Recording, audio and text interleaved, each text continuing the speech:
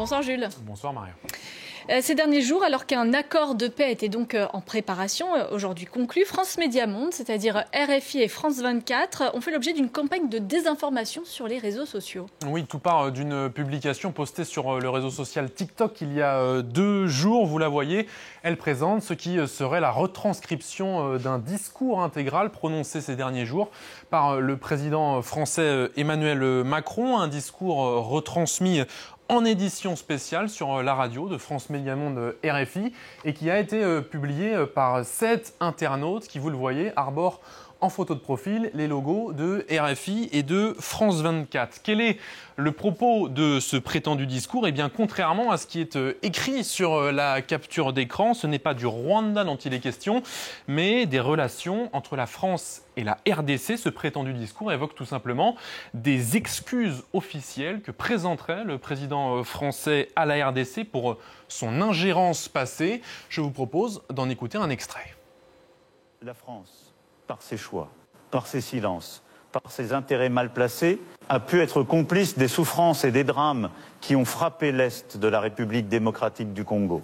Voilà, vous l'entendez, cette voix qui ressemble à celle d'Emmanuel Macron et qui a touché un très large public puisqu'elle a été vue plus de 120 000 fois, elle a été likée près de 5 000 fois et ça c'est sans compter les innombrables repartages sur d'autres réseaux sociaux comme WhatsApp.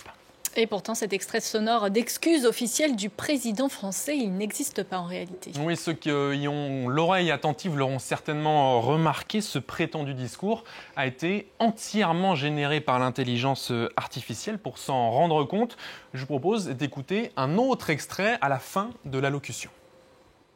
La France se tiendra aux côtés du Congo pour la paix, pour la justice, pour la vérité. Je vous remercie. Que la paix du Seigneur soit avec vous. Plusieurs remarques sur cet extrait. D'abord, vous l'avez entendu, la voix robotique de l'imitation d'Emmanuel Macron. Le fait également que les phrases soient interrompues par des silences ou par des sautes de son un petit peu inhabituelles.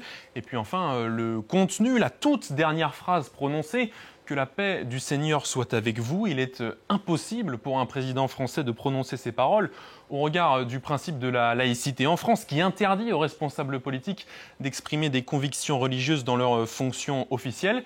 Et puis, dernière incohérence par rapport à l'illustration dont on a déjà parlé, la dichotomie entre le propos qui est censé évoquer la RDC et puis cette illustration utilisée qui, elle, évoque le Rwanda. Et ces illustrations sur le Rwanda existent et pourquoi ont-elles été utilisées ?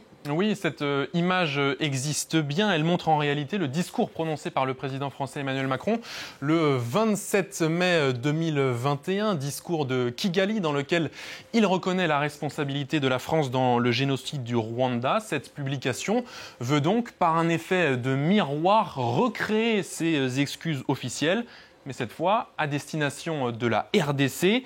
Pour quelle raison ? Eh bien, pour manipuler l'opinion publique congolaise et décrédibiliser notre rédaction RFI et France 24, comme l'écrit notre confrère de RFI, Grégory Genevrier. Le timing de cette publication est aussi très important. Elle sort au moment où les deux camps étaient en train de négocier leur accord et elle suggère que la France a pris fait et cause pour l'un des deux camps et qu'elle pourrait dès lors se rendre coupable d'ingérence étrangère. C'est d'ailleurs précisément ce que reprochent certains internautes dans les commentaires de la vidéo. Je vous en ai sélectionné 2. Notre situation ne vous concerne pas, monsieur Macron, ou encore laissez les Congolais tranquilles. Voilà pour ces extraits, ces commentaires d'internautes qui ont pris ces extraits au pied de la lettre. Pour rappel, lors d'une récente interview chez nos confrères de TV5 Monde, le président français a répété que la France proposait de se placer en médiateur de la désescalade entre les deux pays. Voilà donc pour cet intox, mais ce n'est pas la première fois que ça arrive. Déjà en août dernier, de faux journaux attribués à RFI diffusaient des fake news sur le conflit. Même chose en mars dernier, quand un audio siglé RFI annonçait à tort que le président Tshisekedi allait démissionner. Pour vous assurer de l'authenticité de ces contenus, rendez-vous sur le site internet ou sur les réseaux sociaux officiels de RFI ou de France 24. Merci beaucoup, Jules.